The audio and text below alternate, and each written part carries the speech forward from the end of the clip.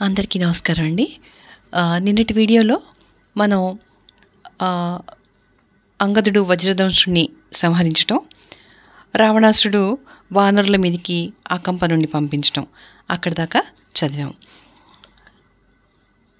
ఇప్పుడు 57వ సర్గ. హనుమంతుడు అకంపనుడిని సంహరించటం.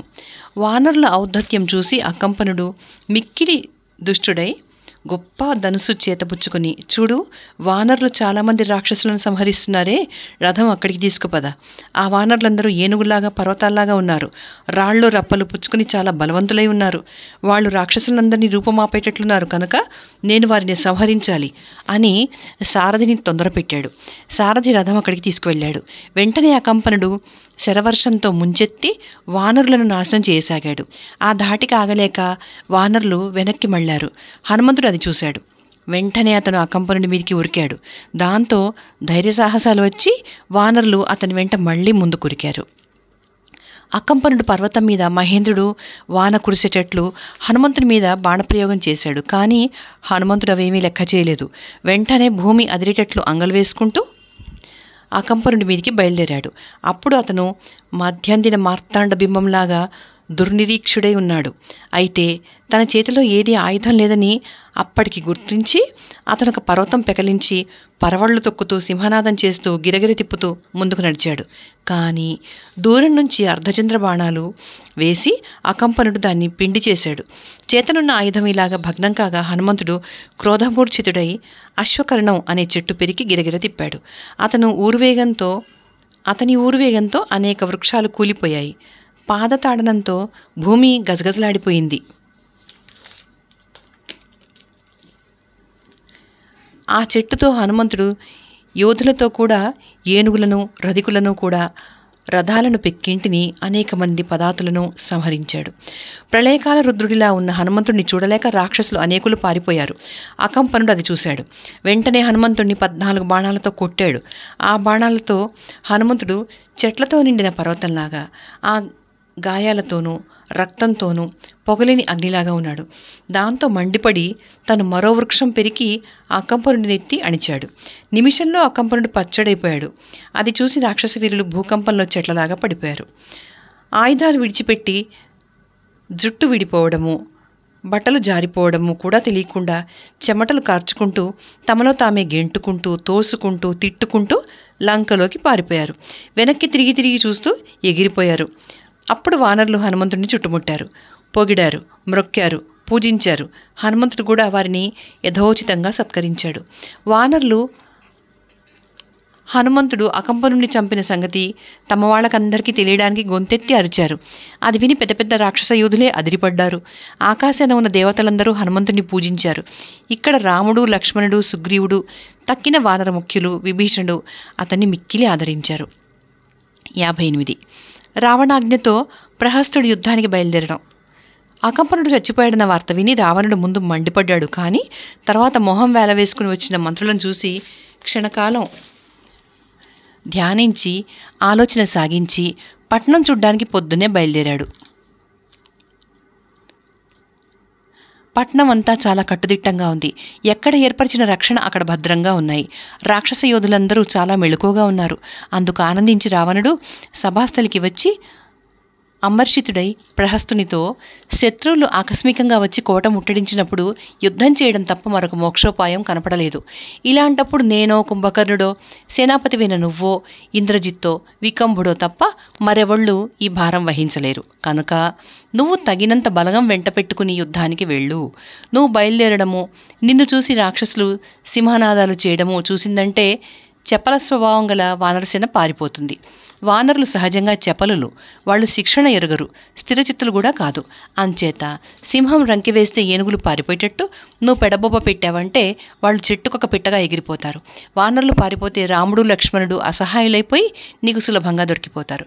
యుద్ధం చేయకపోతే మనకి విపత్తు తప్పదు. యుద్ధం చేస్తే జయం లభించవచ్చు. అయితే ఇప్పుడు నీ ఉద్దేశం ఏమిటి? నువ్వు నాకు అనుకూలంగా చెప్పినా సంతోషమే, ప్రతికూలంగా చెప్పినా సంతోషమే. ఏదో ఒకటి నిస్సంశయంగా చెప్పు అన్నాడు. దానిమీద ప్రహస్తుడు, బృహస్పతి ఇంద్రుడికి చెప్పేటట్టు, మహారాజా, ఇదంతా మనం నీతి విశారదులైన మంత్రులతో ఇదివరకే ఆలోచించి నిశ్చయించుకున్నాం. దీని గురించి మాలో మాకు భిన్నాభిప్రాయములు ఏర్పడి వివాదాలు కూడా కలిగాయి. సీతని ఇచ్చేయడమే శ్రేయస్కరం అని నేను గట్టిగా చెప్పాను. ఇవ్వము, యుద్ధం చేయవలసిందే అని కూడా దృఢంగా చెప్పాను. నువ్వు నాకు అనేక సమ్మానాలు చేశావు, సకల వాంఛలు తీర్చావు, అడిగిందల్లా ఇచ్చావు, అనేక విధాలా గౌరవించావు. ఇప్పుడు సమయం వచ్చింది. ఇక నా ఊహలతోనూ ఉద్దేశాలతోనూ నిశ్చయాలతోనూ పని లేదు. నీకు ఏది ఇష్టమో అదే నేను చేస్తాను. నీకంటే నాకు నా ప్రాణాలు ఎక్కువ కాదు. నీ శ్రేయస్సు కంటే నాకు నా భార్య, బిడ్డలు, ఐశ్వర్యము ఎక్కువ కాదు. ఇదిగో నీ కోసం నా ప్రాణాలనే ఇచ్చేస్తాను, చూసుకో అని రావణుడికి విన్నవించి బలాధ్యక్షులను చూసి నాకు సాయంగా గొప్ప రాక్షస బలం కూర్చి తీసుకురండి. నా చేతిలో చచ్చిన వానరులను భక్షించి గద్దలు మొదలైన పక్షులు తృప్తి పొందాలి అని చెప్పాడు. వెంటనే నానావిధాయుధాలతోనూ గొప్ప సేన కూర్చి తెచ్చారు. ఆ సేనలోని యోధులు అనేకులు హోమాదికం చేసి అగ్నిహోత్రుని తృప్తిపరిచి వచ్చారు. అనేకులు బ్రాహ్మణులకు నమస్కరించి ఆశీర్వచనాలు పొంది వచ్చారు. రకరకాల పూలదండలు వేసుకుని కొందరు వచ్చారు. వారందరూ కవచాలు తొడుక్కుని ధనస్సు చేత పట్టుకుని రావణుడికి నమస్కారాలు చేసి ప్రహస్తుని చుట్టూ మూగారు. వెంటనే ప్రహస్తుడు రావణుని ఆజ్ఞ అందుకుని భయంకరమైన ఢంకా మీద దెబ్బ కొట్టించి చక్కని రథం ఎక్కాడు. దానికి పూంచిన గుర్రాలు చాలా గొప్పవి. సారథి చాలా సమర్థుడు. అది చంద్రబింబంలాగా, సూర్యబింబంలాగా మెరిసిపోతోంది. అది బయలుదేరితే మేఘాలు ఉరుముతున్నట్టు గొప్ప ధ్వని బయలుదేరింది. దానిమీద సర్పధ్వజం రెపరెపలాడుతోంది. దాని కప్పు, చక్రాలు చాలా గట్టివి. రథం బయలుదేరగానే దుందుబులు మోగాయి, శంఖాలు ఉరిమాయి, రాక్షసులు సింహనాదాలు చేశారు. ఆ ధ్వనితో దిక్కులు పిక్కటిల్లాయి. ప్రహస్తుని వెంట బయలుదేరిన రాక్షసులు చాలా సమర్థులు. వాళ్ళని చూస్తేనే భయం పట్టుకుంటుంది. నరాంతకుడు, కుంభహనుడు, మహానాదుడు, సమున్నతుడు అని ప్రహస్తుని మంత్రులు 4. వాళ్ళు ప్రహస్తుని వెంట బయలుదేరారు. వారినందరినీ వెంట పెట్టుకుని ప్రహస్తుడు తూర్పు ద్వారం దాటి యుద్ధరంగంలోకి వచ్చాడు. ఆ ప్రహస్తుడు, అతని సైనికులు చేసిన సింహనాదాలు విని లంకలో వారందరూ భయభ్రాంతులై వికృతంగా అరిచారు. మేఘశూన్యం అయిన ఆకాశమంతా నిండిపోయి మాంసభుక్కులైన పక్షులు ప్రహస్తుని రథం మీద అపసవ్యంగా తిరిగాయి. నక్కలు నోట నిప్పులు కక్కుతూ అమంగళంగా అరిచాయి. ఆకాశం నుంచి ఉల్కలు రాలాయి. గాలి పెడసరంగా వీచింది. గ్రహాలు తేజోహీనాలైనాయి. మేఘాలు పరుషంగా ఉరిమాయి. రక్తం కూడా రథం మీద కురిశాయి. ప్రహస్తుని జెండా మీద దక్షిణముఖంగా ఒక పెద్ద గద్ద ఎక్కి కూర్చుంది. అది చూసి ప్రహస్తుడు తెల్లబోయాడు. సారథి చేతిలో ఉన్న కొరడా మాటిమాటికి కింద పడిపోసాగింది. బయలుదేరేటప్పుడు ప్రహస్తుడు అష్టవసువులు కూడా దుర్లభమైన తేజస్సుతో ప్రకాశించాడు. అష్టవసువులకు కూడా దుర్లభమైన తేజస్సుతో ప్రకాశించాడు. తీరా యుద్ధభూమిలో అడుగుపెట్టేటప్పటికీ అతని తేజస్సు అంతా సన్నగిల్లిపోయింది. గుర్రాలు తొట్టుపడ్డాయి. ప్రఖ్యాత బల్ల పౌరుషాలు గల ప్రహస్తుడు రావడం చూసి వానరసేన రకరకాల ఆయుధాలు పుచ్చుకుని సిద్ధపడింది. వారి సింహనాదాలు మిన్నుముట్టాయి. ఉభయ సేనలు తారసిల్లాయి. వారు వీరు రారా అంటే నుంచోరా అంటూ జబ్బలు జర్జారు. తర్వాత ప్రహస్తుడు బుద్ధిహీనుడై విజయం కోరి అగ్గిలో పడే మిడతలాగా వానర సైన్యం మీద పడ్డాడు. 59. నీలుడు ప్రహస్తుణ్ణి సంహరించడం. భీమపరాక్రముడై వస్తున్న ప్రహస్తుణ్ణి చూసి రాముడు, ఎవడి మహాకాయుడు, గొప్ప వీరుడిలాగానే కనపడుతున్నాడే అని విభీషణుని అడిగాడు. దానికి విభీషణుడు, వాడు రావణుని సేనాధిపతి, పేరు ప్రహస్తుడు. లంకలో ఉన్న రావణుని సైన్యంలో 3 వంతులు వాని స్వాధీనంలో ఉంటుంది. నిజానికి వాడు గొప్ప వీరుడు, శస్త్రాస్త్రవేది, మహాశూరుడు, ప్రఖ్యాత బలపరాక్రముడు అని వివరంగా చెప్పాడు. ఇంతలో ప్రహస్తుణ్ణి, వాడి సైనికులను చూసి వానరవీరులు సింహనాదాలు చేశారు. రాక్షసుల చేతుల్లో ఉన్న ఖడ్గాలు, శక్తులు, యష్టులు, బాణాలు, శూలాలు, ముసలాలు, గదలు, పరిగలు, పాసాలు, పరశ్వధాలు, ధనుస్సులు మిలమిలా మెరిశాయి. వానరులు విరగపూసి చెట్లు, బండరాళ్లు పుచ్చుకుని ఎదురు నడిచారు. ఇరువాకులు కలపటమైనాయి. రాళ్లవర్షము, శరవర్షము దారుణమైపోయాయి. రాక్షసులు అనేక వానరవీరులను కూల్చారు. వానరులు అనేక రాక్షస యోధులను సంహరించారు. రాక్షసులు వానరులలో కొందరిని శూలాలతో పొడిచారు, కొందరిని చక్రాలతో నరికారు, కొందరిని గొడ్డలతో కొట్టారు, కొందరిని పరిఘలతో బాదారు. కొందరికి ఊపిరి ఆగిపోయింది, కొందరు చాపకట్టుగా పడిపోయారు, కొందరి గుండెలు పైకి వచ్చాయి, కొందరు 2 ముక్కలైపోయారు, కొందరి డొక్కలు చినిగిపోయాయి. దీనికి బదులు వానరులు రాక్షసులను చెట్లతో బాది, రాళ్లతో కొట్టి పచ్చడి చేసేశారు. కొందరిని అరచేతులతో చరిచి పడగొట్టారు. కొందరిని కాళ్లతో కుమ్మి ముద్ద చేసేశారు.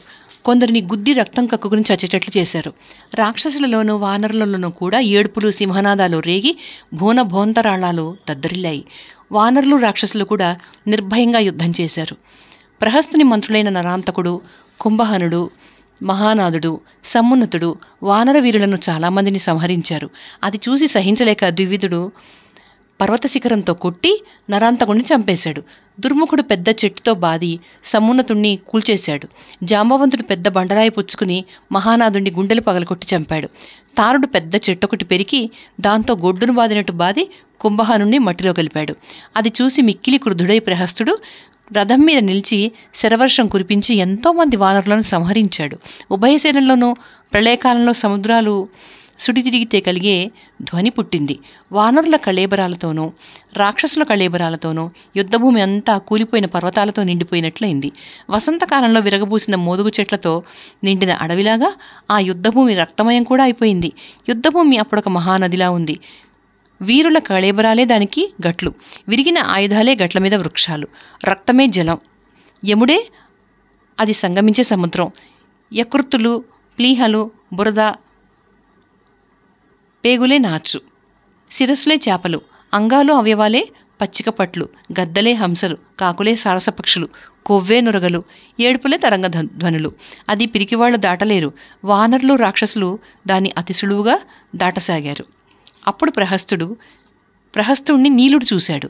ఆకాశాన మహావాయువు మేఘాల మీద ఉరికేటట్లు ప్రహస్తుడు నీలుని మీదికి ఉరికి బాణవర్షం కురిపించాడు. ఆ బాణాలు నీలుని శరీరం దూసుకుపోయాయి. నీలుడు మండిపడి పెద్ద చెట్టొకటి పెరికి ప్రహస్తుణ్ణి దాంతో కొట్టాడు. ఆ దెబ్బ తిని ప్రహస్తుడు మళ్లీ బాణవర్షం కురిపించాడు. అవి మీద పడుతూ ఉంటే లక్ష్యం చేయకుండా నీలుడు కళ్ళు మూసుకుని నుంచున్నాడు. అది గొప్ప వానలో ఆబోతూ కళ్ళు మూసుకుని నిశ్చలంగా నుంచుని ఉన్నట్లుంది. కొంతసేపటికి నీలుడు మళ్లీ ఒక చెట్టు పెరికి దాంతో ప్రహస్తుని రథం గుర్రాలను చంపాడు. ప్రహస్తుని చేతిలో ఉన్న ధనుస్సును లాక్కొని విరిచి పారేశాడు. దానిమీద ప్రహస్తుడు రోకలి పుచ్చుకుని బయలుదేరాడు. అప్పుడిద్దరూ మదపుటేనులాగా కలేబడ్డారు. ఒకరినొకరు పళ్లతో కరుచుకున్నారు, గోళ్లతో రక్కుకున్నారు, అరచేతులతో చరుచుకున్నారు. చూసి ప్రహస్తుడు రోకలి పుచ్చుకుని నీలుని లలాటం బద్దలు కొట్టాడు. రక్తం కారుతూ ఉండినా నీలుడు ఒక చెట్టు పెరికి ప్రహస్తుని వక్షస్థలం మీద కొట్టాడు. ప్రహస్తుడు రోకలి పుచ్చుకుని మళ్లీ నీలుని మీదికి ఉరికాడు. అది చూసి నీలుడు ఒక బండరాతితో ప్రహస్తుని శిరస్సు బద్దలు కొట్టాడు. దాంతో మొదలు నరికిన చెట్టులాగా ప్రహస్తుడు చచ్చి నేల మీద పడిపోయాడు. వాడి తలలో నుంచి రక్తం వరదలు కట్టింది. ప్రహస్తుడు నీలుని చేతిలో చచ్చిపోవడం చూసి రాక్షస బలం లంకలోకి పారిపోయింది. ఆ రాక్షస సేన అప్పుడు కట్టుతెగిన ప్రవాహంలాగా ఉంది. లంకలో ప్రవేశించి వాళ్ళు మూగవాళ్లైపోయారు, నోరు విప్పలేకపోయారు. రాముడు, లక్ష్మణుడు, వానరులు నీలుణ్ణి మిక్కిలి గౌరవించారు. 60 రామరావణుల మొదటి యుద్ధం. ఇలాగ ప్రహస్తుడు చచ్చిపోగా భయభ్రాంతం అయిపోయి రాక్షస సైన్యం లంకలోకి పారిపోయింది. ఈ వార్త విని రావణుడు మిక్కిలి కోపించి అంతలో మళ్ళీ మిక్కిలి క్రుద్ధుడై శోకంతో రాక్షస వీరులను చూసి దేవేంద్రుని బలం నాశనం చేసిన ప్రహస్తుణ్ణి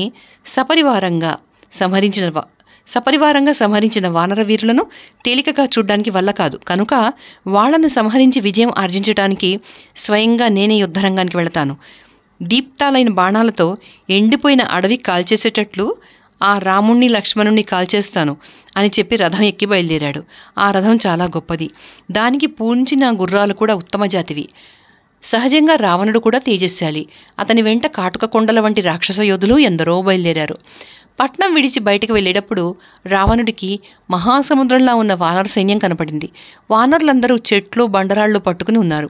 ఆ రాక్షస సేనను చూసి రాముడు విభీషణుణ్ణి ఆ వచ్చే సైన్యం పతాకలతోనూ ధ్వజాలతోనూ నిండి ఉంది. రకరకాల ఆయుధాలు ధరించి ఉంది. నడిగొండల వంటి ఏనుగులతో చాలా గంభీరంగా ఉంది. అది ఎవరిది అని అడిగాడు. దాని మీద విభీషణుడు ఇలా చెప్పాడు: రామా, రాక్షసులలో ముందు ఏనుగు మీద వస్తున్నాడు చూడు, అతని మొహం బాలసూర్య బింబంలాగా ఎర్రగా ఉంది. అతను అకంపనుడు. రథం ఎక్కి మరొకడు వస్తున్నాడు. ఆ రథం మీద సింహధ్వజం ఉంది. చేతిలో ఉన్న ధనస్సు ఇంద్రధనుస్సును మించి ఉంది. అతను ఒక ఏనుగులా ఉన్నాడు. అతనే మా అన్న కొడుకు ఇంద్రజిత్తు. వింధ్యపర్వతంలాగా మహాశరీరుడై ధనుష్పాణి అయి రథం మీద వస్తున్నవాడు అతికాయుడు. రక్తజీరలున్న కళతో ఏనుగునెక్కి వస్తున్నవాడు మహోదరుడు. గుర్రం ఎక్కి మిలమిల మెరుస్తున్న ఖడ్గం చేత పట్టుకుని వస్తున్నవాడు పిశాచుడు. నిజంగా వాణ్ణి పిడుగు అని చెప్పాలి. మెరుపులాగా మెరుస్తున్న శూలం పట్టుకుని ఆబోతునెక్కి వస్తున్నవాడు త్రిశిరుడు. సర్పధ్వజంతో ధనుష్టంకారం చేస్తూ వస్తున్న ఆ జిమూతవర్ణుడు కుంభుడు. బంగారంతో చేసి వజ్రాలు పొదిగిన పరిగపుచ్చుకుని వస్తున్నవాడు నికుంభుడు. ఇతనెన్నో అద్భుత కార్యాలు చేశాడు. వివిధ ఆయుధాలతో నిండి అగ్నిలాగా వెలుగుతున్న రథం ఎక్కి వస్తున్నవాడు నరాంతకుడు. అతను పర్వత శిఖరాలతో అతి నిపుణంగా యుద్ధం చేస్తాడు. లొట్టిపిటల మొగాలు, పులిమొహాలు, పాముతలలు, గుర్రపు తలలు, లేడితలలు గల భూతాలు సేవిస్తూ ఉండగా దర్పంగా వస్తున్నవాడు రావణుడు.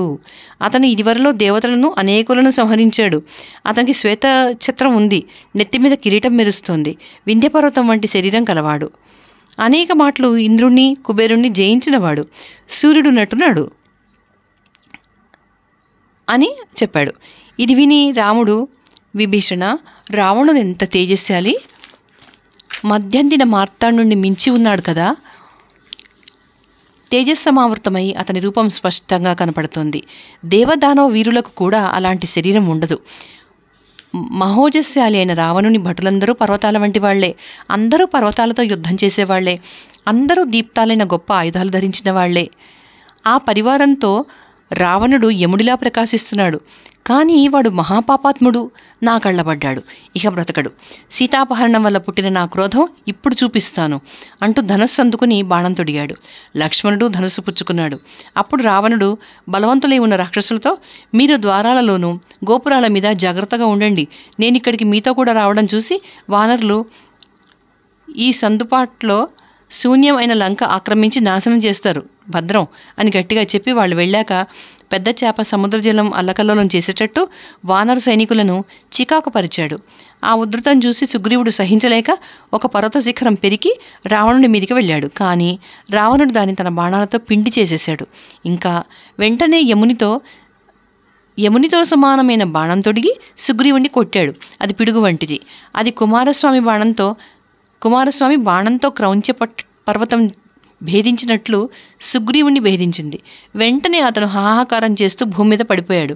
అది చూసి రాక్షసులు మరీ చెలరేగారు. అప్పుడు గవాక్షుడు, గవయుడు, వృషభుడు, జ్యోతిర్ముఖుడు, నలుడు మహోత్సాహంతోనూ మహోద్రేకంతోనూ మహాక్రోధంతోనూ పర్వతాలు పుచ్చుకుని రావణుని మీద పడ్డారు. కానీ రావణుడు ఆ పర్వతాలు గుండ చేసేశాడు. ఆ వానర వీరులను కూడా పడగొట్టాడు. వానర సైన్యం అంతా కూడా బాణాలతో ముంచెత్తేశాడు. అది సహించలేక ఆర్తనాదం చేస్తూ వానరులు రాముణ్ణి శరణుజొచ్చారు. వెంటనే రాముడు మళ్ళీ ధనస్సు పట్టుకుని బయలుదేరాడు. కానీ లక్ష్మణుడు చేతులు జోడించుకుని, అన్నా, నువ్వు ఆ దురాత్ముని వధించడం ఎందుకు? అది నీకెంత, కానీ వాడిని నేను సంహరిస్తాను, అనుజ్ఞ దయచేయి అని కోరాడు. దాని మీద రాముడు, నాయనా వెళ్ళు, జాగ్రత్తగా ఉండు. రావణుడు మహావీరుడు సుమా, త్రిలోకాలు కూడా వాడినేమీ చేయలేవు. వాడి లోట్లేమిటో పరకాయించు. నీ లోట్లు తెలుసుకుని జాగ్రత్తగా ఉండు. ప్రయత్నపూర్వకంగా కంటితోనూ ధనుస్సుతోనూ ఆత్మరక్షణం చేసుకో అని చెప్పాడు. అందుకు మిక్కిలి సంతోషించి రాముణ్ణి కౌగిలించుకుని పూజించి నమస్కరించి లక్ష్మణుడు బయలుదేరాడు. అప్పటికింకా రావణుడు వానరుల మీద బాణవర్షం కురిపిస్తూనే ఉన్నాడు. అప్పుడు హనుమంతుడు లక్ష్మణుడు బయలుదేరడం చూసి తాను కూడా ఆ బాణాలు లక్ష్య పెట్టకుండా రావణుడి మీదికి ఉరికాడు. ఉరికి చెయ్యెత్తి రావణుని పిలిచి, నువ్వు దేవతలను చంపావు, దానవులను చంపావు, గంధర్వులను చంపావు, యక్షులను చంపావు, కానీ నిన్ను వానరులు చంపుతారు చూసుకో. ఇదిగో 5 వేళ్ల గల నా కుడి చెయ్యి నీ శరీరం నుంచి నీ ఆత్మను వేరు చేసేస్తుంది అని గద్దించాడు. రావణుడు దివిని కళ్ళెర చేసి, నన్ను త్వరగా కొట్టి కీర్తి సంపాదించుకో, తర్వాత నిన్ను నేను నాశనం చేస్తాను అంటూ ఉరిమాడు.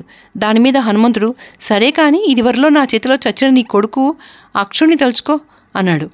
అది వినడమే తడవుగా రావణుడు అరచేతితో హనుమంతుని వక్షస్థలం మీద ఒక్క చెరుపు చేర్చాడు. దాంతో హనుమంతుడు ఊగిపోయాడు. కానీ క్షణంలో నిలవరించుకుని తన అరచేతితో రావణుని ఒక్క చెరుపు చేర్చాడు. దాంతో రావణుడు కూడా ఊగిపోయాడు. అది చూసి మహర్షులు, వానరులు, సిద్ధులు, దేవతలు, అసురులు ధ్వానాలు చేశారు. కొంతసేపటికి ఊరుకుని రావణుడు హనుమంతుడిని, భేష్ వానరా భేష్, నువ్వు నా శత్రువైనా నీ పరాక్రమం మెచ్చుకుంటున్నాను అన్నాడు. దానికి హనుమంతుడు, రావణ, నా దెబ్బతి నువ్వు ఇంకా బతికే ఉన్నావు. నా పరాక్రమం ఏం పరాక్రమం లే, నన్ను ఇంకొక మాట కొట్టి చూడు, డాబులు చాలించి నన్ను కొట్టు, తర్వాత నిన్నొక్క గుద్దుతో యమలోకానికి పంపేస్తా అన్నాడు. ఆ మాటతో రావణుడు క్రోధోద్రిక్తుడైనాడు. వెంటనే పిడికిలి బిగించి హనుమంతుని గుండెల మీద ఒక్క పోటు పొడిచాడు. దాంతో హనుమంతుడు మళ్ళీ ఊగిపోయాడు. హనుమంతుడు అలాగ విహ్వలుడైపోగా రావణుడు ఆ రోషంతోనే నీలుని మీదికి ఉరికాడు. ఉరికి కానసర్పాల వంటి బాణాలతో కొట్టాడు. నీలుడు పర్వతం పెరిగి రావణుని మీదికి ఉరికాడు. అప్పటికి తేరుకున్న హనుమంతుడు రావణుని పిలిచి, ఇంకొకరితో యుద్ధం చేసిన వాడిని కొట్టకూడదు, నువ్వు నీలునితో పోరాడుతున్నావు కనుక నిన్నిప్పటికి విడిచిపెడుతున్నాను అన్నాడు. రావణుడు ఇది వింటూనే నీలుడు విసిరిన పర్వతం తన బాణాలతో పిండి చేసేశాడు. తన ప్రయత్నం ఇలా భగ్నమైపోయినందుకు నీలుడు మిక్కిలి క్రోధంతో ప్రళయాగ్ని అయిపోయి అశ్వకర్ణ వృక్షాలు, మర్రి చెట్లు, మామిడి చెట్లు, మరికొన్ని చెట్లు రావణుడి మీదికి విసిరాడు. కానీ రావణుడు అవి నాశనం చేయడమే కాకుండా తీక్ష్ణ బాణాలతో నీలుణ్ణి మళ్ళీ కొట్టాడు. అప్పుడు నీలుడు అంగుష్టమాత్రుడైపోయి రావణుని జెండా ఎక్కి కూర్చున్నాడు. అది చూసి రావణుడు మండిపడ్డాడు. అది చూసి నీలుడు సింహనాదం చేసి ఒక మాట జెండా మీద, మరొక మాట ధనుస్సు మీద, ఇంకొక మాట కిరీటం మీద వాలి రావణుని చికాకుపరిచాడు. నీలుని లాఘవం చూసి లక్ష్మణుడు, హనుమంతుడు, రాముడు చాలా ఆశ్చర్యపడ్డారు. రావణుడు కూడా నీలుని లాఘవానికి ఆశ్చర్యపడ్డాడు. కానీ చివరికి ఆగ్నేయాస్త్రం తీశాడు. అంతకు ముందే నీలుడు రావణుని చికాకుపరచడం చూసి వానరులు సింహనాదాలు చేశారు. దాంతో విభ్రాంతుడైపోయి రావణుడు కొంతసేపు ఏమీ చేయలేకపోయాడు.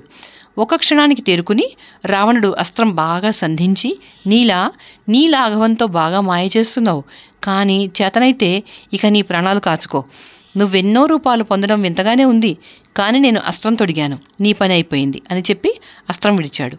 అది తగిలి నీలుడు కింద పడిపోయాడు. అయితే అతను అగ్నిదేవుని కుమారుడు కనుక, సహజంగా మహావీరుడు కనుక ఆ అగ్నేయాస్త్రం అతను ఏమీ చేయలేకపోయింది. అతను గొంతు కూర్చున్నట్టు పడ్డాడు, కానీ ప్రాణభయం కలగలేదు. ఇలా నీలుడు మూర్ఛిల్లగా రావణుడు ఉరుముతూ లక్ష్మణుని మీదికి ఉరికి అడ్డు వచ్చిన సుగ్రీవాదులను వారించి భూమి అదిరేటట్టు ధనుష్టంకారం చేశాడు. అది చూసి మహాసత్వుడైన లక్ష్మణుడు, రావణ, వానరులతో కాదు నువ్వు యుద్ధం చేయడం, నా మీదికి రా అని పిలిచాడు. ధనుష్టాంకారము చేశాడు. అది వినేటప్పటికీ క్రోధం ఇనుమడించగా రావణుడు, లక్ష్మణ, నీకు చావు మూడింది, అంచేతనే నా కళ్ళబడ్డావు, నా బాణాల దెబ్బతో నువ్విప్పుడే యమపురికి పోతావు అని బదులు చెప్పాడు. దాని మీద లక్ష్మణుడు, ప్రభావ సంపన్నులు గర్జించరు, నువ్వు డాబులు కొడుతున్నావు, నీ వీర్యము, నీ బలపరాక్రమాలు నాకు తెలుసు, మాటలతో ఏం పని, ఇదిగో ధనుష్పాణినై నేను సిద్ధంగా ఉన్నాను రా అని గదిమి రావణుడు తన మీద 7 బాణాలు వేయగా వాటిని తన బాణాలతో ముక్కలు చేశాడు. రావణుడు బాణాలు వేశాడు, లక్ష్మణుడు వాటిని ఛేదించాడు. లక్ష్మణుడు బాణాలు వేశాడు, రావణుడు వాటిని ఖండించాడు. ఒక బాణం లలాటానికి తగిలి లక్ష్మణుడు మూర్ఛిల్లాడు. కానీ వెంటనే తేరుకుని రుష్టుడై రావణుని ధనుస్సు విరక్కొట్టాడు. అంతటితో ఊరుకోక మరో 3 బాణాలు వేసి నసాళం అంటేటట్లు కొట్టగా రావణుడు మూర్ఛిల్లాడు. కానీ వెంటనే తేరుకున్నాడు. వెంటనే బ్రహ్మ ఇచ్చిన శక్తిని లక్ష్మణుడి మీద ప్రయోగించాడు. లక్ష్మణుడు దాని నిప్పుల వంటి బాణాలతో కొట్టాడు. కానీ అది అతని వక్షస్థలం మీద నాటుకుంది. దాంతో లక్ష్మణుడు మూర్ఛిల్లాడు. వెంటనే రావణుడు వచ్చి లక్ష్మణుడిని పట్టుకున్నాడు. కానీ ఎత్తలేకపోయాడు. హిమవత్ పర్వతం ఎత్తవచ్చు, మందర పర్వతం ఎత్తవచ్చు, త్రిలోకాలు ఎత్తిపారేయచ్చు, కానీ యుద్ధరంగంలో ఉన్నంతకాలము శత్రువు ఎంతటివాడైనా లక్ష్మణుణ్ణి ఎత్తలేడు. లక్ష్మణుడు బ్రహ్మదేవుని శక్తి తన వక్షస్థలం మీద నాటగానే తాను విష్ణువంశి అయి ఉండడం తలచుకున్నాడు. అంచేతనే రావణుడు ఎత్తలేకపోయాడు. అది చూసి హనుమంతుడు మిక్కిలి క్రుద్ధుడై రావణుణ్ణి పిడుగు వంటి ఒక్క గుద్దు గుద్దాడు. దాంతో కళ్ళు తిరిగి కాళ్ళు నిలవక ఊగి ఊగి రావణుడు కింద పడిపోయాడు. అతని కళ్ళ నుంచి నోళ్ల నుంచి రక్తం ప్రసవించింది. రావణుడు అలా మూర్ఛిల్లి ఉండడం చూసి ఋషులు, దేవతలు పరమానంద భరితులైనారు. వానరులు ఉబ్బి సింహనాదాలు చేశారు. తర్వాత హనుమంతుడు చేతులతో ఎత్తి లక్ష్మణుణ్ణి రాముని దగ్గర పడుకోబెట్టాడు. హనుమంతుడు స్నేహితుడు, పరమభక్తుడు కనుక లక్ష్మణుడు అతని చేతిలో చాలా తేలిక అయినాడు. ఇంతలో ఆ బ్రహ్మశక్తి లక్ష్మణుని విడిచి మళ్ళీ రావణుడి దగ్గరికి వెళ్ళిపోయింది. అప్పుడు లక్ష్మణుడు తాను విష్ణువంశి అయి ఉండడం మళ్లీ స్మరించుకున్నాడు. దాంతో అతనికి తగిన గాయాలన్నీ మాయమైపోయాయి. శరీరం వజ్రం కట్టి దృఢమైపోయింది. ఇంతలో తేరుకుని రావణుడు ధనుస్సు అందుకుని నిశిత శిరాలతో వానరవీరులను కొట్టసాగాడు. ఆ దెబ్బలకి వానరులలో మొనగాళ్లు కొందరు పడిపోయారు. తక్కిన వాళ్ళు పారిపోయారు. ఇది చూసి రాముడు రావణుని మీద విరుచుకుపడ్డాడు. అప్పుడు హనుమంతుడు రాముడి దగ్గరికి వచ్చి, శ్రీ మహావిష్ణు గరుత్మంతుణ్ణి అధిష్ఠించినట్లు నువ్వు నా భుజాలెక్కి శత్రువుని సంహరించు అని ప్రార్థించాడు. అక్కడ రావణుడు రథం మీద, ఇక్కడ రాముడు హనుమంతుని భుజాల మీద ఉండి యుద్ధం ప్రారంభించారు. రావణ, నిలు నాకు అపకారం చేసి ఎక్కడికి వెళ్ళినా నువ్వు ఇక బతకవు. నువ్వు ఇంద్రుని దగ్గరికి వెళ్ళినా సరే, యముని దగ్గరికి వెళ్ళినా సరే, సూర్యమండలంలోకి వెళ్ళినా సరే, బ్రహ్మలోకం వెళ్ళినా సరే, కైలాసానికి వెళ్ళినా సరే, అగ్నిని ఆశ్రయించినా సరే, దశదిక్కులకు పారిపోయినా సరే నిన్ను విడిచిపెట్టను. రావణ, తొందరపడకు. శక్తితో కొట్టి ఎవరిని నువ్వు మూర్ఛిల చేశావో ఆ లక్ష్మణుడే మళ్ళీ ఇప్పుడు వచ్చి సకళత్ర పుత్ర బాంధవంగా నిన్ను నాశనం చేసేస్తాడు. నీ ఎదుట ఉన్న నేను కూడా జనస్థానంలో గొప్ప గొప్ప ఆయుధాలతో వచ్చిన రాక్షస వీరులను 14,000 మందిని ఒక్కడిని సంహరించాను అని చెప్పాడు. అది విని రావణుడు ముందు కాలాగ్ని వంటి బాణాలతో హనుమంతుని కొట్టాడు. కానీ హనుమంతుడు జంకలేదు. అతని తేజస్సు మరీ వృద్ధి అయిపోయింది. దాంతో రాముడు తీక్ష్ణ బాణాలతో రావణుని రథము, గుర్రాలు, సారథి, జెండా, ఛత్రము, చామరాలు సమస్తము నాశనం చేశాడు. వజ్రాయుధంతో ఇంద్రుడు మేరుగిరిని కొట్టేటట్టు మరో తీవ్ర బాణంతో రావణుణ్ణి కూడా గుండెలు పగిలేటట్లుగా కొట్టాడు. పిడుగుపడిన ఇంద్రుడు వజ్రాయుధంతో కొట్టినా కొంచెమైనా చెల్లించని రావణుడు రాముని దెబ్బ సహించలేక ధనుస్సు విడిచి గిరగిరా తిరిగాడు. ఇంతలో అర్ధచంద్ర బాణంతో రాముడు వాడి కిరీటం కూడా ఎగరగొట్టాడు. పడగొట్టి, రావణ, నువ్వు మహాభయంకరమైన పని చేశావు. నా వీరులను చాలామందిని కూడా కొట్టావు.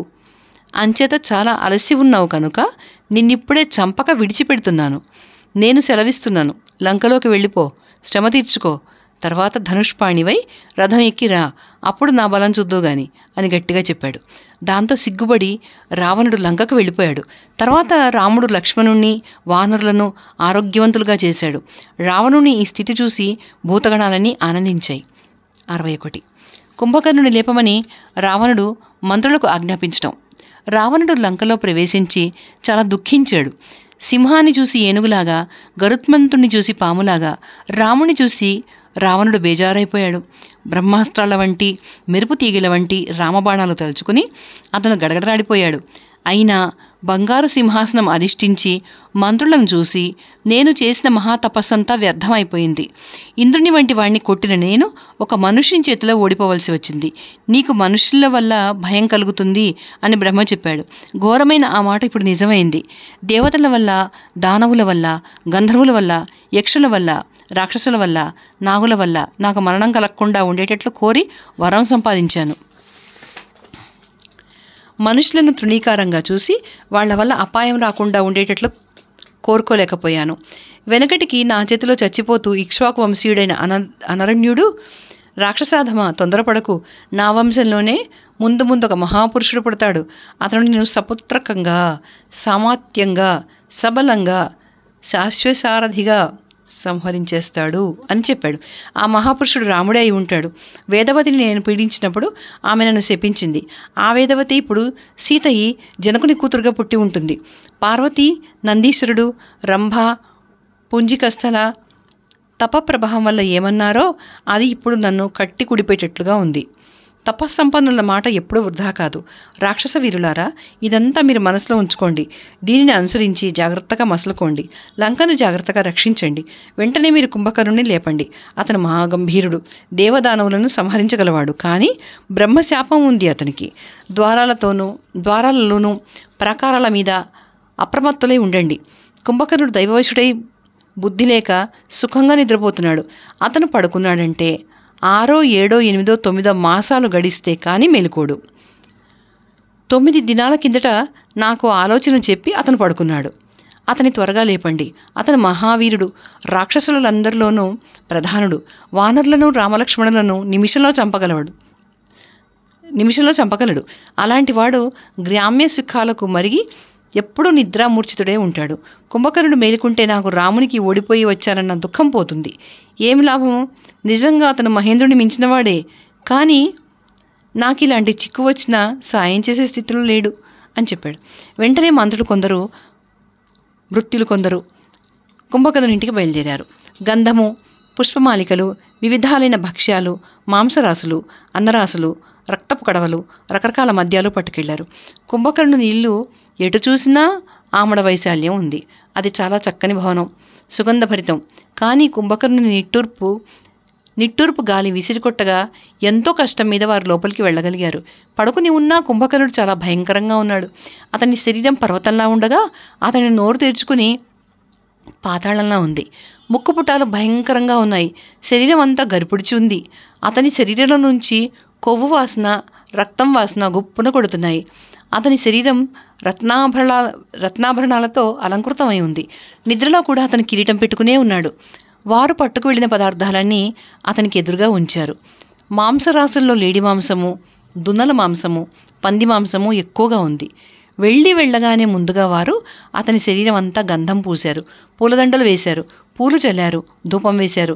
తర్వాత మేఘాల్లాగా ఉరిమారు, చంద్రబింబాల వంటి శంఖాలు ఊదారు. అంతా కలిసి పెడబొబ్బలు పెట్టారు, కొట్టారు, అటు ఇటు కదిపారు, భేరీలు వాయించారు, బాకాలూదారు, తొడలు చరుచుకుంటూ సింహనాదాలు చేశారు. ఆ ధ్వనికి ఆ చుట్టుపట్ల ఉండిన పిట్టలన్నీ ఎగిరిపోయాయి. అప్పటికీ అతనికి మెళుకో రాకపోగా వారు గురియలు, రోకళ్ళు, గదలు, ముద్గురాలు పుచ్చుకొని కొట్టారు, గుద్దారు, కుమ్మారు. మధ్య అతని నిట్టూర్పు గాలి వేగం సహించలేక వారు పడిపోతున్నారు కూడా. చివరికి వారు గుర్రాలు, లొట్టిపిట్టలు, గాడిదలు, ఏనుగులు తీసుకువచ్చి అతని మీదకి ఎక్కించారు. అవి మీద ఎక్కి తొక్కుతూ ఉండగా వారు భేరీలు వాయించారు, శంఖాలు ఊదారు, పెడబొబ్బలు పెట్టారు, పెద్ద పెద్ద కర్రలతో చితక్కొట్టారు. ఆ కోలాహలంతో లంక అంతా దద్దరిల్లిపోయింది. కానీ అతను మాత్రం లేవలేదు. అప్పుడు వారు ఇది కాదు ఉపాయం అనుకుని 1000 భేరీలు ఏకకాలంలో వాయించారు. కొందరు జుట్టు పట్టుకొని లాగారు, కొందరు చెవులు నులిమారు, కొందరు కరిచారు, కొందరు చెవుల్లో 100 కడవలతో నీళ్లు పోశారు, కొందరు గుణపాలు, ముద్గరాలు పుచ్చుకుని నెత్తి మీద, గుండెల మీద బాదారు. 1000 ఏనుగులు మీద నడిపించారు. దాంతో అతనికి మెళుకు వచ్చింది. ఆ స్పర్శకి శరీరం తడుముకున్నాడు. ఆవలిస్తూ పర్వత శిఖరాల వంటి బాహువులు చాపుకుంటూ బడబాముఖం వంటి నోరు తెరుచుకుని లేచాడు. ఆవలించినప్పుడు పాతాళ బిలంలా ఉన్న అతని నోరు బాలసూరి బింబంలాగా ఎర్రగా ఉంది. ఆభరణాలంకృతమైన అతని శరీరం బలాక పక్షులతో కూడి ఉన్న నీలిమేఘంలా ఉంది. అతని కళ్ళు నిప్పులు కక్కుతున్న గ్రహాల్లా ఉన్నాయి. వెంటనే వారు అన్నరాసులు, మాంసరాసులు, రక్తపు కడవలు, మద్య భాండాలు చూపించారు. అవన్నీ తిని తాగి గుర్రున తేరించాడు. దాంతో అతనికి తృప్తి అయిందని గుర్తించి కొందరు తలలు వంచుకుని నమస్కరించారు, కొందరు పాదాలు అంటి నమస్కరించారు, కొందరు సాష్టాంగపడ్డారు. అప్పటికీ నిద్రాకషాయ కలుషితాలైన కళ్ళు బలవంతాన విప్పుకుంటూ చూసి అతను తనను లేపినందుకు ముందు ఆశ్చర్యం కనపరిచి తర్వాత ఇంత కష్టపడి నన్ను ఎందుకు లేపారు? రాజుగారికి క్షేమమేనా? ఏమీ భయకారణం కలగలేదు కదా? ఏదో భయం వచ్చే ఉంటుంది. సంగతి ఏమిటో చెప్పండి. నిమిషంలో నేను రాజుగారి భయం పోగొడతాను. ఇంద్రుణ్ణైనా కూలగొట్టేస్తాను, అగ్నినైనా చీల్చేస్తాను. అన్నయ్య స్వల్ప కారణంతో నన్ను లేపించడు. అదేమిటో వివరంగా చెప్పండి అని అడిగాడు. 62. కుంభకర్ణుడు రావణుని దగ్గరికి బయలుదేరడం. వచ్చిన వారిలో యూపాక్షుడనే మంత్రి ముందుకు వచ్చి, కుంభకర్ణ, దేవతల వల్ల మనకెప్పుడు భయం లేదు, కానీ మనుషుల వల్ల చాలా భయం సంభవించింది. ఇలాంటి భయం మనకు దైత్యుల వల్ల, దానవుల వల్ల కూడా ఎప్పుడూ తటస్థించలేదు. నడగొండల వంటి వానరులు వచ్చి లంక అంతా నిండిపోయారు. సీతను తీసుకువచ్చినందుకు మిక్కిలి కోపించి రాముడు మనకిలాంటి భయం కలిగించాడు. ఒక్క వానరుడు వచ్చి మొన్ననే లంక అంతా దహించి వెళ్ళాడు. అక్షకుమారుని కూడా చంపేశాడు. చచ్చిపోయాడని రాముడు విడిచిపెట్టగా లంకేశ్వరుడు కూడా ప్రాణాలు దక్కించుకున్నాడు. దేవతలు, దానవులు, దైత్యులు చేయలేని పనిచేసి రాముడు రాజుగారిని దయతలిచి విడిచిపెట్టాడు అని చెప్పాడు. అది విని కళ్ళు గిరగిర తిప్పి కుంభకర్ణుడు, యూపాక్ష, నేను ముందు వానరులందరినీ, లక్ష్మణుణ్ణి, రాముణ్ణి చంపేసి తర్వాత రాజుగారి దగ్గరికి వస్తాను. వానరుల రక్తమాంసాలతో రాక్షసులకందరికీ తృప్తి కలిగిస్తాను. నేను స్వయంగా రామలక్ష్మణుల రక్తం తాగేస్తాను అని చెప్పాడు. దాని మీద మహోదరుడనే రాక్షస ప్రముఖుడు అందుకుని, ప్రభు, ముందు అన్నగారి దర్శనం చేసి సంగతి సందర్భాలు మంచి చెడులు విచారణ చేసి తర్వాత శత్రువులను వధించవచ్చు అని చెప్పాడు. అది విని సరే అంటూ కుంభకర్ణుడు లేచాడు. వెంటనే రాక్షసులు రావణుని దగ్గరికి వెళ్ళి, రాజేంద్ర, నీ తమ్ముడు కుంభకర్ణుడు లేచాడు. అక్కడి నుంచే యుద్ధానికి వెళ్ళమంటావా, ఇక్కడికి రమ్మంటావా అని అడిగాడు. దాని మీద అతను ఇక్కడే చూస్తాను, యథాన్యాయంగా గౌరవించి తీసుకురండి అని రావణుడు చెప్పాడు.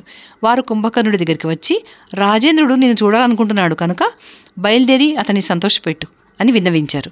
వారు వచ్చేదాకా బద్ధకంగా పడుకుని ఉన్న కుంభకర్ణుడు సరే అంటూ లేచి మొహం కడుక్కుని స్నానం చేసి సర్వాభరణాలు ధరించి దప్పిక తీరా బలకరమైన మద్యం పుచ్చుకొదలచి పట్టుకురండి అన్నాడు.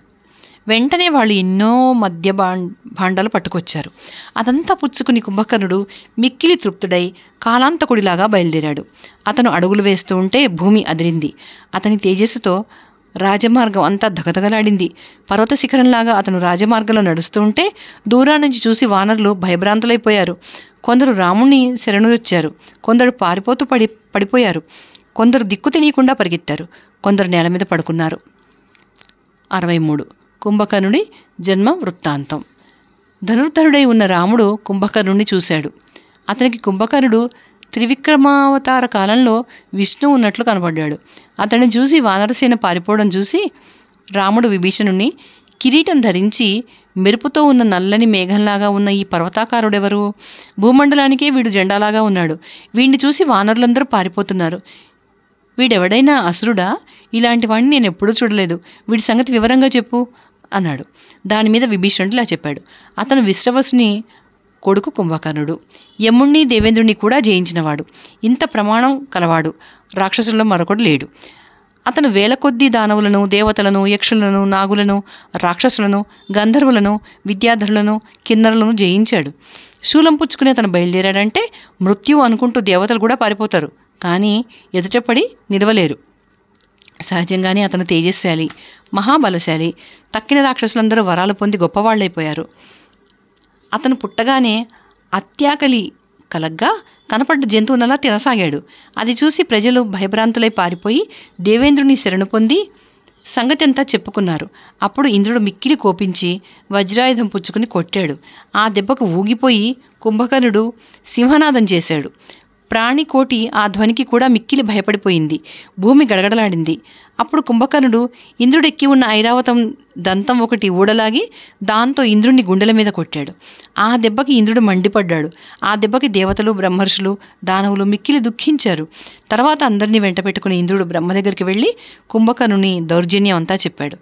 ప్రజలనందరినీ భక్షించేస్తున్నాడని, దేవతలనందరినీ బాధిస్తున్నాడని, మున్యాశ్రమాలు నాశనం చేస్తున్నాడని, పరస్త్రీలకు మానభంగాలు చేస్తున్నాడని, ఇది నా జరిగిపోతే లోకమంతా త్వరలోనే శూన్యమైపోతుందని గోలపెట్టాడు. ఇంద్రుడు చెప్పిందంతా విని కుంభకర్ణుని చూసి బ్రహ్మ కూడా బాబోయ్ అంటూ భయపడిపోయాడు.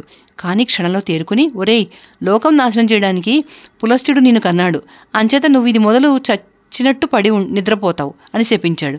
వెంటనే కుంభకర్ణుడు అక్కడే పడిపోయాడు.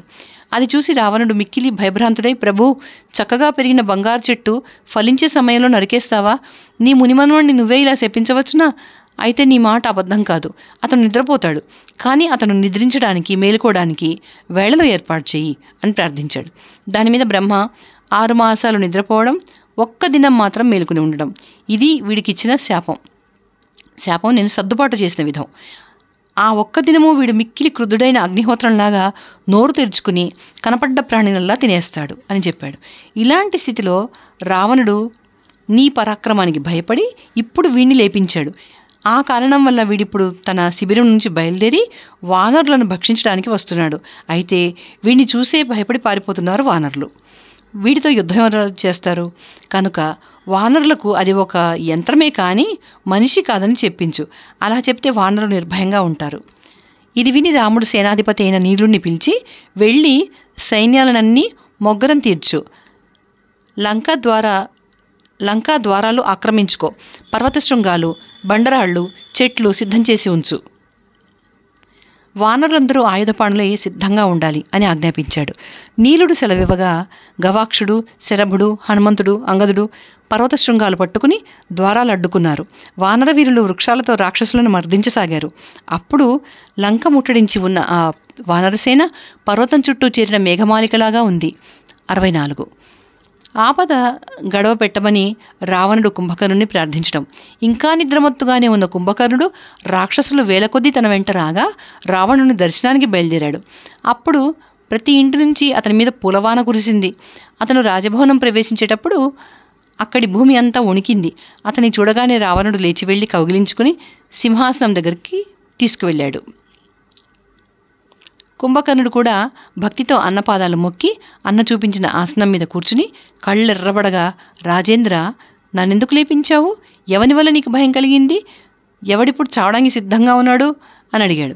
దాని మీద రావణుడు, తమ్ముడా, నువ్వు పడుకుని ఇప్పటికి చాలా కాలమైంది. అంచేత నాకు రాముడి వల్ల కలిగిన భయం నువ్వెరగవు. రాముడు సుగ్రీవ సహితుడై వానరసేనతో సముద్రం దాటి వచ్చి లంక ముట్టడించాడు. లంకలో వనాలు ఉపవనాలు కూడా సేతువు మీద దాటి వచ్చిన వానరసేనతో నిండిపోయి ఉన్నాయి చూడు. రాక్షసులలో ముఖ్యులైన వారు చాలామంది వానరుల చేతిలో చచ్చిపోయారు. కానీ వానరుల్లో మాత్రం ఒకడు చచ్చినట్టు లేడు. వెనుక కూడా వానరులు ఎప్పుడు పరాజితులు కాలేదు. అంచేతనే నాకింత భయం పుట్టింది. మహాబల, రాక్షసులను కాపాడు, వానరులను నాశనం చేయి. ఇందుకోసం నిన్ను లేపించాను. బొక్కసం అంతా వ్యయమైపోయింది. బాలబాలికలు, వృద్ధులు మిగిలి ఉండిన ఈ లంకను నన్ను రక్షించు. సోదరుని కోసం నువ్వు ఈ గొప్ప పని చేయాలి. నేను ఇంతవరకు నిన్ను ఇలాంటి కోరిక కోరలేదు కదా. నీ మీద నాకు స్నేహభావము, గౌరవాదరాలు చాలా ఎక్కువ. దేవాసుర యుద్ధంలో నువ్వు అందరినీ జయించావు. నీ పరాక్రమం ఇప్పుడు చూపించాలి. ప్రాణికోటిలో నీ అంత బలశాలి మరొకడు లేడు. శత్రువులనందరినీ సంహరించి నాకు ఈ మహోపకారం చెయ్యి అని ప్రార్థించాడు. 65. కుంభకర్ణుడు రావణుణ్ణి నిందించడం. రావణుడు ఇలా ప్రార్థించగా కుంభకర్ణుడు నవ్వి ఇలా ప్రారంభించాడు. వెనక మనమంతా ఆలోచించినప్పుడు ఏది దోషం అనుకున్నామో అది హితుల మాట వినకపోవడం వల్ల నీకిప్పుడు సంభవించింది. పాపకర్ములకు నరకం సిద్ధించినట్లు నువ్వు చేసిన చెడ్డ పనికి వెంటనే ఫలితం సిద్ధించింది. మంచి చెడ్డలు ఆలోచించకుండా కేవలం బలగర్వంతో నువ్వు సీతనెత్తుకొని వచ్చావు. ఐశ్వర్య గర్వంతో ఎవడు వెనక చేయవలసిన పనులు ముందు చేయవలసిన పనులు వెనక చేస్తాడో వాడు నీతి దుర్నీతి గుర్తించలేడు. దేశము కాలము పాత్ర విచారించకుండా చేసిన పనులు అనర్హులు చేసిన హోమాల్లాగా వ్యతిరేక ఫలితం కలిగిస్తాయి. తాను బలిష్టంగానూ శత్రువు దుర్బలంగానూ ఉన్నప్పుడు యుద్ధం చేయాలి, అది ఉత్తమ కర్మ. తాను శత్రువు సమాన స్థితిలో ఉన్నప్పుడు సంధి చేసుకోవాలి, అది మధ్యమ కర్మ. తాను దుర్బలంగానూ శత్రువు బలిష్టంగానూ ఉన్నప్పుడు దానోపాయం అవలంబించాలి. ఈ 3 కర్మారంభోపాయము, పురుషద్రవ్య సంపత్తు, దేశకాల విభాగము, వినిపాత ప్రతీకారము, కార్యసిద్ధి అనే ఈ 5తోనూ జతపరిచి చేయాలి. మంత్రులతో ఆలోచించి ఇవి నిశ్చయపరుచుకుని మరీ పనికి పూనుకోవాలి. ఏ పని వచ్చినా మంత్రులతో ఆలోచించాలి. స్నేహితుల సలహా పుచ్చుకోవాలి. దేశకాల పాత్రలు గుర్తుంచుకోవాలి. ఇలా నడుచుకుంటే రాజు బాగుపడతాడు. ప్రతివాడు ధర్మార్థ కామాలు అనుభవించవచ్చు.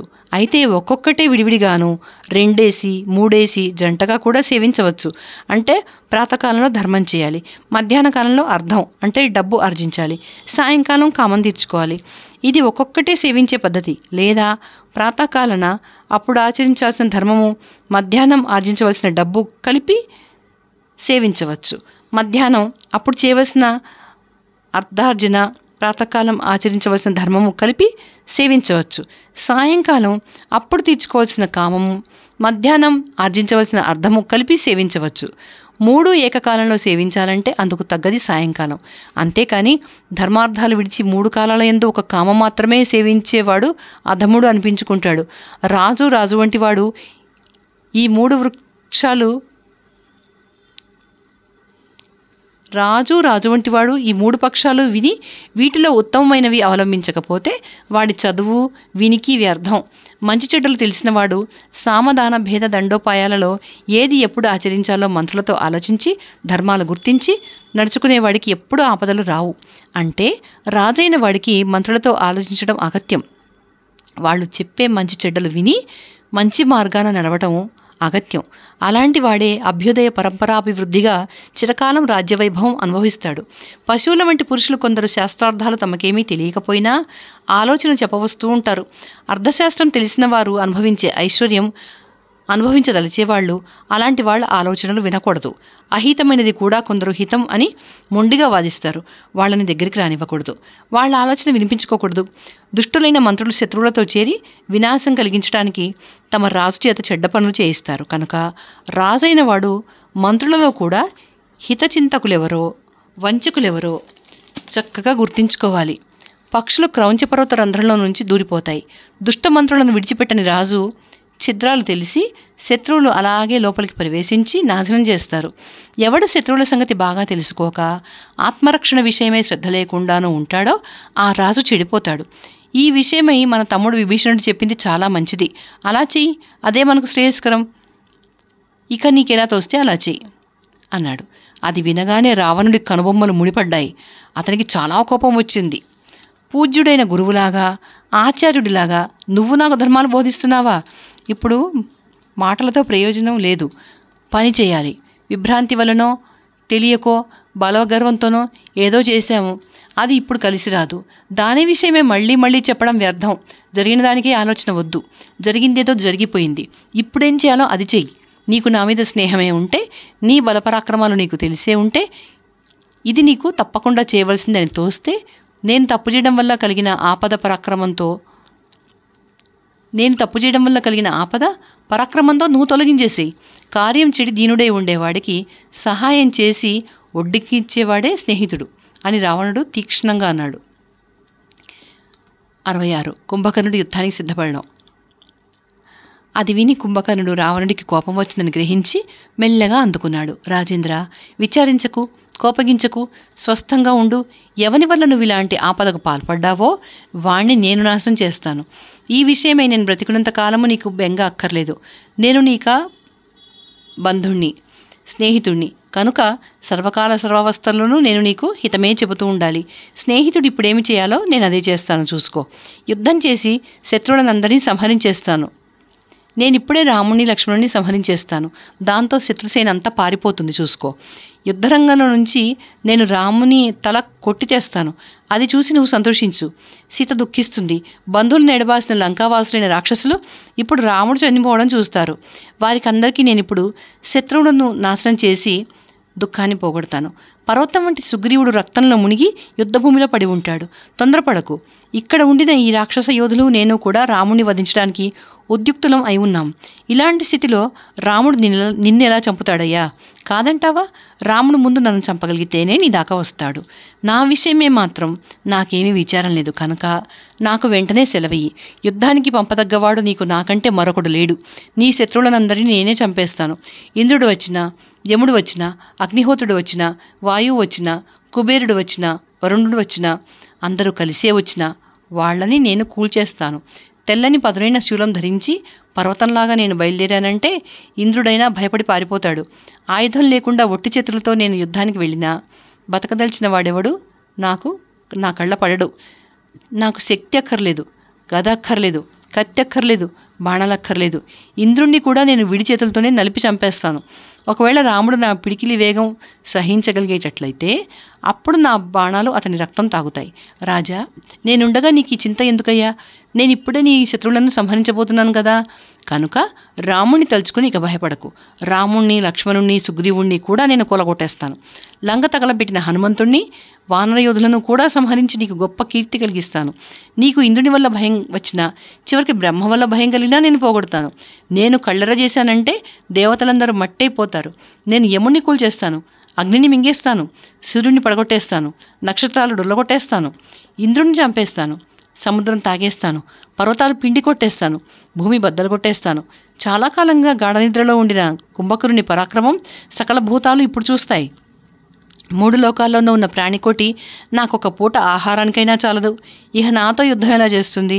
సుఖాలే అనుభవించదగిన అన్నా, రాముణ్ణి చంపడం రూపంగా నీకు గొప్ప సుఖం కలిగిస్తాను. రాముణ్ణి, లక్ష్మణుని చంపేసి వానరయోధులందరినీ మృంగేస్తాను. కనుక రాజేంద్ర, ఇక నువ్వు క్రీడాలోలుడివై ఉండు. మంచి మంచి రకరకాల మద్యాలు తాగు. నీ పనులని నిర్విచారంగా చేసుకో. పరితాపం వద్దు.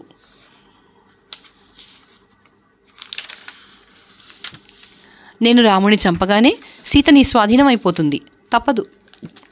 67. మహోదరుడు కుంభకర్ణుని ధిక్కరించడం.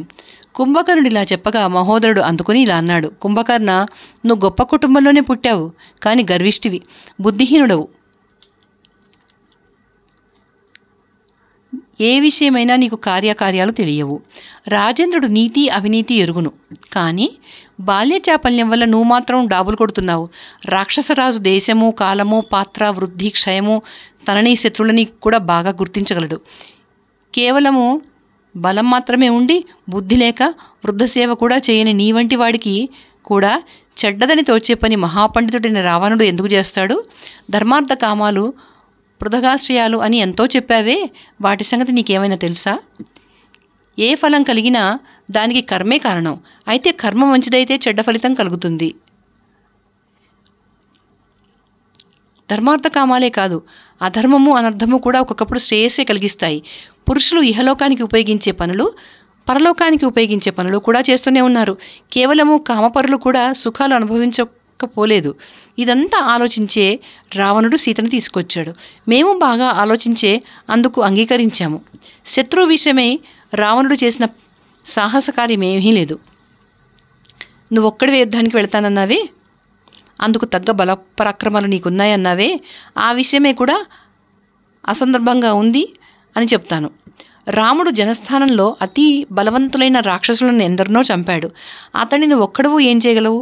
జనస్థానంలో రామునికి ఓడిపోయిన వారందరూ ఇప్పటికీ భయభ్రాంతులయ్యే ఉన్నారు తెలుసా? రాముడు సింహం అని నువ్వు ఎరగవు కనుకనే బుద్ధి లేక నిద్రించిన పాముని లేపడానికి వెళుతున్నావు. నువ్వు దివ్య తేజస్సుతో మెరిసిపోతూ క్రోధంతో దుర్నిరీక్షుడై మృత్యులాగా సహించరాని రాముణ్ణి ఎవడు సమీపించగలడు? రాముని కళ్ళబడిందంటే రాక్షస సైన్యం అంతా నాశనమైపోతుంది. నువ్వు ఒక్కడు ఏం చేయగలవు? చేతగాని వాడెవడు సర్వశక్తి సంపన్నుడైన శత్రువుని ఎదిరించి ప్రాణం పోగొట్టుకుంటాడా? రాముని వంటి వాడు మనుషులలో మరొకడు లేడు. అతను ఇంద్రునితోనూ సూర్యునితోనూ సమానుడు. నువ్వు ఒక్కడవు అతడిని ఎదిరించగలవా? కుంభకర్ణుని ఇలా తర్జనభర్జన చేసి తర్వాత మహోదరుడు రావణుడితో ఇలా అన్నాడు. రాజేంద్ర, సీతను తీసుకొచ్చావు, నీ అధీనంలో పెట్టుకున్నావు. ఇక వట్టి మాటలు ఎందుకు? నువ్వెప్పుడు కావాలనుకుంటే అప్పుడే ఆమె నీ వశం అవుతుంది. సీత నీకు స్వాధీనం కావడానికి నాకు ఒక ఉపాయం తోచింది. ఇది విని ఇష్టమైతే అలా చేయి.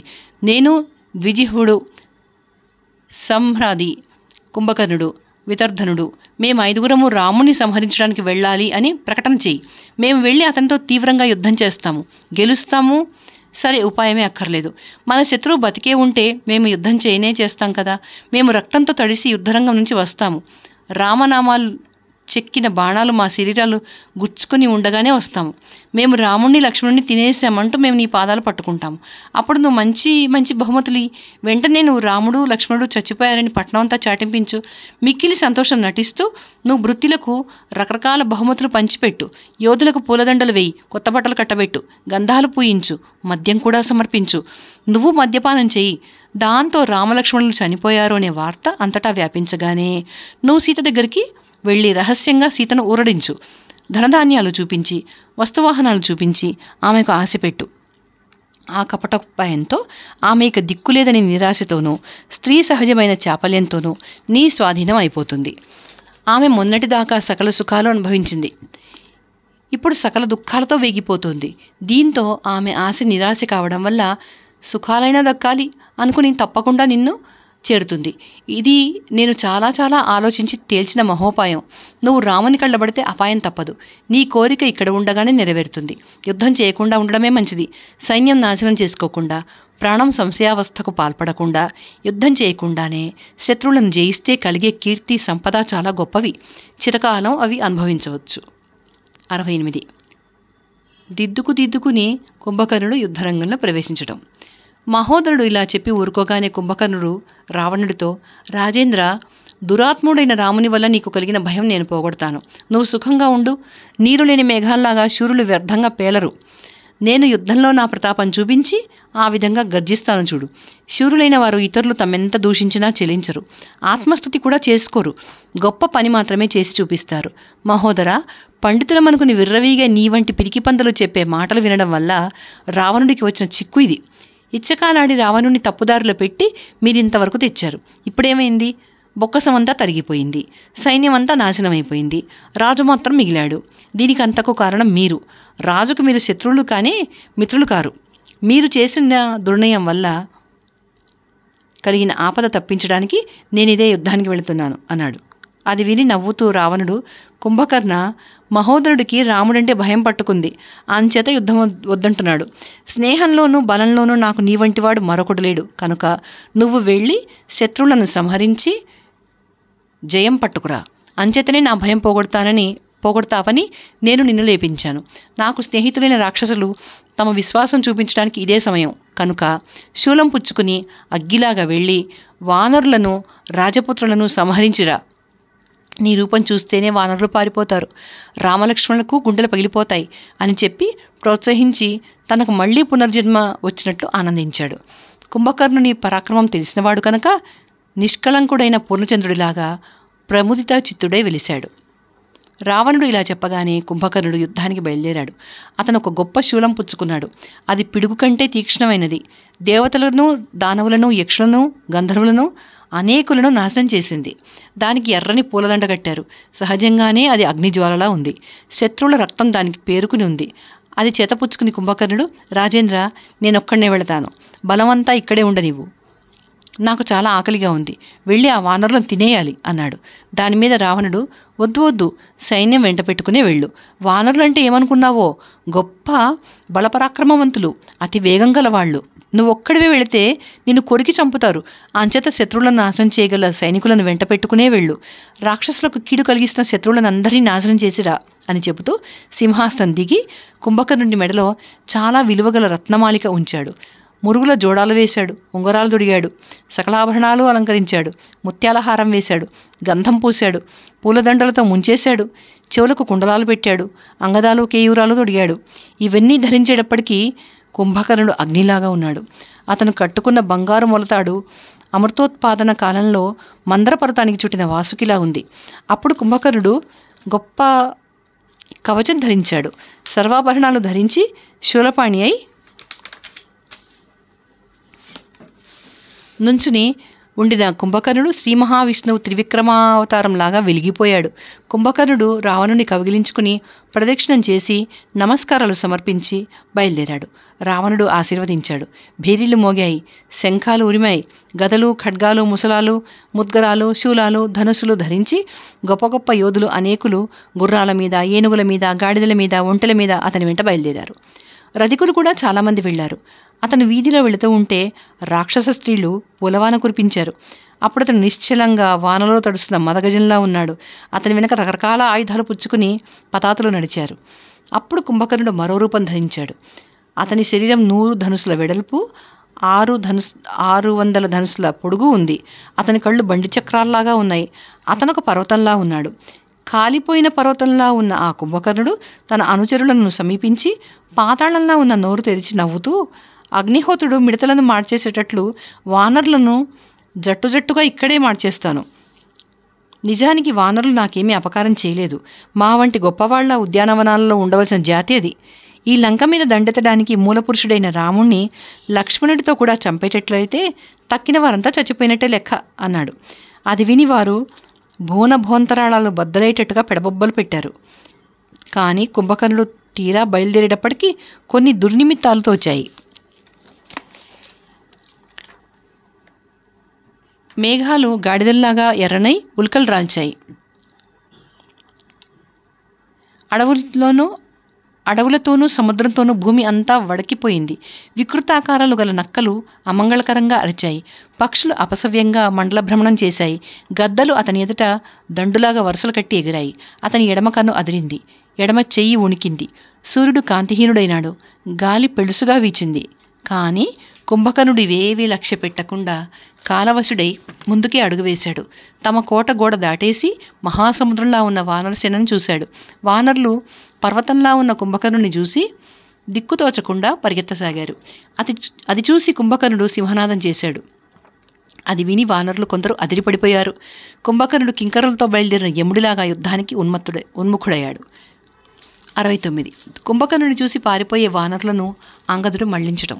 కుంభకర్ణుడు నగరంలో నుంచి కోటగోడ దాటి యుద్ధరంగంలో ప్రవేశించాడు.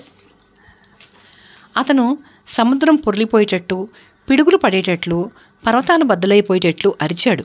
యముడికి వరుణునికి కూడా అవధ్యుడైన అతన్ని చూసి వానరులు పారిపోసాగారు. వాళ్ళని, ముఖ్యంగా నలుణ్ణి, నీలుణ్ణి, గవాక్షుణ్ణి, కుముదుణ్ణి చూసి అంగదుడు, మిమ్మల్ని మీరే మరిచి, మీ ప్రతాపాలు, మీ వంశగౌరవ ప్రతిష్టలు మరిచి క్షుద్రులాగా ఎక్కడికి పారిపోతారు? బాగుంది, ఇప్పుడైనా వెనక్కి మళ్ళండి. ప్రాణాలు దక్కించుకోవడానికి చూస్తున్నారా? ఈ వచ్చే మూర్తి యుద్ధం చేయడానికి కాదు, అదొక యంత్రమే కాని ప్రాణి కాదు, రాక్షస వీరుడు అసలే కాడు, దీన్ని మేము నిమిషంలో కూల్చేస్తాము, వెనక్కి మళ్ళండి అని ప్రోత్సహించాడు. అది విని కొంతసేపటికి వారు మళ్ళారు. వృక్షాలు బండరాళ్ళు పుచ్చుకొని యుద్ధానికి సిద్ధపడ్డారు. మదించిన ఏనుగుల్లాగా వారు కుంభకర్ణుని కొట్టసాగారు. కానీ పర్వత శిఖరాలతో కొట్టినా, బండరాళ్లతో కొట్టినా, చెట్లతో కొట్టినా కుంభకర్ణుడు చెలించలేదు. అతని శరీరం మీద పడిన రాళ్ళు చెట్లు పిపి అయిపోయాయి. అంతేగాక దీంతో క్రుద్ధుడై కుంభకర్ణుడు వానరులను వధించసాగాడు. శరీరం అంతా రక్తం చిమ్మగా అతను ఎదుటిపడిన వానరులందరూ ఎర్రని పువ్వుల్లాగా పడిపోసాగారు. వానరులు వెనక్కి తిరిగి చూడకుండా కొందరు పారిపోయారు, కొందరు సముద్రంలో పడ్డారు, కొందరు ఆకాశానికి ఎగిరారు, కొందరు వచ్చిన దారి పట్టి సేతు మీదిగా పారిపోయారు, కొందరు మెట్టలెక్కారు, కొందరు పల్లాలలో దాక్కున్నారు, కొందరు చెట్లెక్కారు, కొందరు పర్వతాలెక్కారు, కొందరు గుహల్లో దూరారు, కొందరు మాట లేకుండా కూర్చున్నారు, కొందరు చచ్చిన శవాల్లాగా నేల మీద బోర్లా పడుకున్నారు. వారిని చూసి అంగదుడు, నిలవండి, పరిగెత్తకండి, యుద్ధం చేద్దాం. భయభ్రాంతులకు భూమండలం అంతా తిరిగినా భద్రమైన స్థలం దొరకదు. ప్రాణాలు కాపాడుకుంటే ఏం ప్రయోజనము? భయపడి ఆయుధాలు కింద పడేసి పారిపోయే వాళ్ళని చూస్తే భార్యలు కూడా నవ్వుతారు. అంతకంటే చావేముంది? మనమంతా గొప్ప కుటుంబాల్లో పుట్టాం. ఎక్కడికెలా పారిపోతారు? అనార్యులు పరిగెత్తాలి, కానీ మీరా? మనం 10 మంది దగ్గర ఏమిటేమిటో డాబులు కొట్టాం. అవన్నీ ఇప్పుడు ఎక్కడికి పోయాయి? పారిపోయి బతికేవాడిని లోకులు పిరికి పందా అని పిలుస్తారు. కనుక సత్పురుషులు వెళ్లే మార్గం అనుసరించండి, భయం విడిచిపెట్టండి. మనం యుద్ధంలో చచ్చిపోతామా? బ్రహ్మలోకానికి వెళతాం. శత్రువులను సంహరిస్తామా? కీర్తి సంపద సుఖాలు అనుభవిస్తాం. కుంభకర్ణుడు రాముని కళ్ళ పడ్డాడంటే మరి బతకడు. ఒక్క కుంభకర్ణుని చూసి ఇంతమంది మనం పారిపోతే ఇన్నాళ్లు కూడబెట్టుకున్న మన కీర్తి అంత నాశనం కదా అని నిష్ఠూరాలాడాడు. దీని మీద వానరులు పారిపోతూనే, కుంభకర్ణుడు మమ్మల్ని చంపేస్తున్నాడు, ఇది ఇక్కడ ఉండవలసిన సమయం కాదు, జీవితం అంటే మాకు చాలా ఇష్టం అన్నారు. కానీ అంగదుడు బతిమాలి ప్రోత్సహించి వాళ్ళందరినీ మళ్లించాడు. ఇంతలో హనుమంతుడు వచ్చి కలుసుకోగా వారంతా సుగ్రీవుని ఆజ్ఞ కోసం ఎదురుచూస్తూ నిలిచిపోయారు.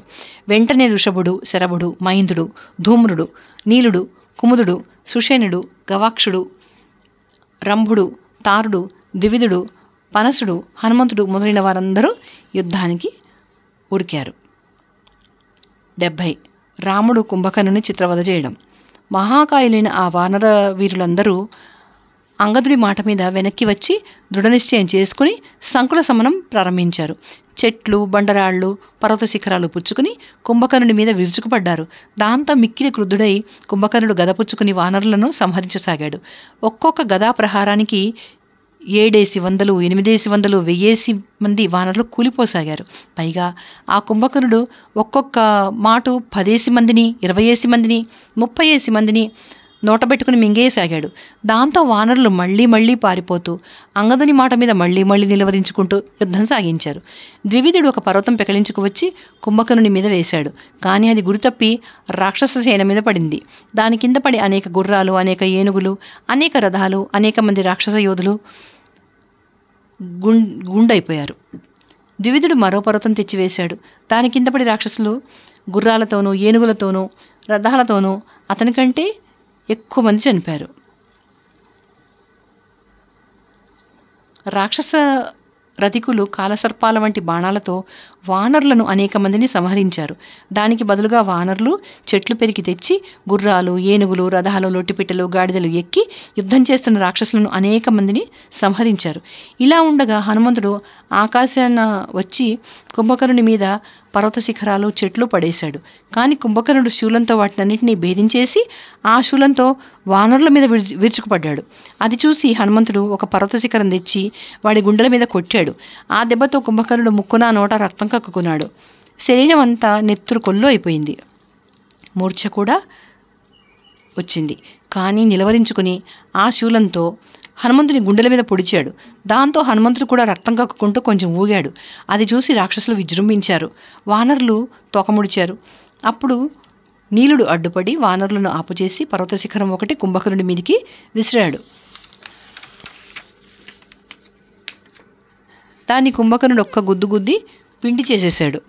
వెంటనే వృషభుడు, శరభుడు, నీలుడు, గవాక్షుడు, గంధమాదనుడు పర్వతాలు, వృక్షాలు పుచ్చుకుని కుంభకర్ణుని మీద పడ్డారు. అరచేతులతో చరిచారు, కాళ్ళతో తన్నారు. కానీ అవన్నీ కుంభకర్ణునికి ఈగవాలినట్లయినాయి. పైగా వృషభుడిని కౌగిలించుకుని గట్టిగా నొక్కాడు. దాంతో నెత్తురు కక్కుకుంటూ వాడు పడిపోయాడు. తర్వాత కుంభకర్ణుడు శరభుడిని ఒక గుద్దు గుద్దాడు. నీలుని మోకాటి పోటు పొడిచాడు. గవాక్షుడిని అరచేతితో ఒక చరుపు చరిచాడు. గంధమాదుని ఒక తాపు తన్నాడు. వారందరూ రక్తం కక్కుకుంటూ కింద పడిపోయారు. ఇవాల్టి వీడియో ఇక్కడ ఆపేద్దామండి.